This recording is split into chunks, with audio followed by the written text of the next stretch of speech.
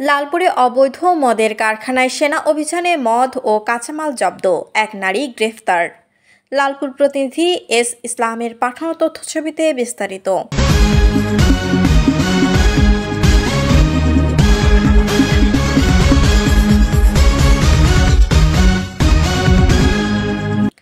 নাটোরের লালপুরে অবৈধ বাংলা মদের একটি সক্রিয় কারখানায় বিশেষ অভিযান চালিয়েছে সেনাবাহিনী।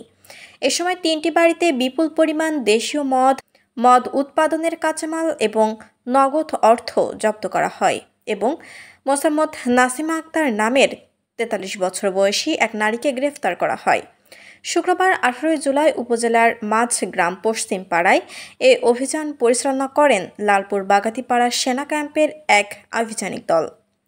গ্রেফতার নাসিমা আক্তার ওই এলাকার হাশেম মালিতার স্ত্রী।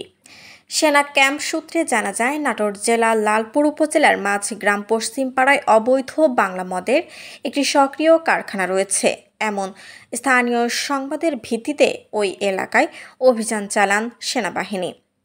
অভিযানের সময় ওই এলাকার ৩টি বাড়িতে তল্লাশি চালিয়ে ৬৫টি বালতিতে সংরক্ষিত আনুমানিক ৮০০ লিটার মদ তৈরির কাঁচামাল, প্রস্তুত করা ৩০ লিটার বাংলা মদ, নগদ ৫০,০০০ টাকা জব্দ করা হয়।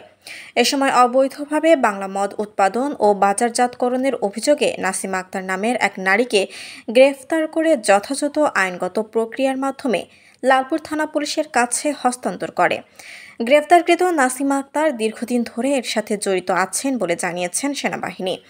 সেনাবাহিনীর সক্রিয়তা ও কার্যকর পদক্ষেপ লালপুর অবৈধ মাদক উৎপাদন ও বিস্তার রোধে গুরুত্বপূর্ণ ভূমিকা রাখবে বলে আশা করছেন স্থানীয়রা। শিলা আক্তার, ডেস্ক রিপোর্ট, চ্যানেল এ নিউজ।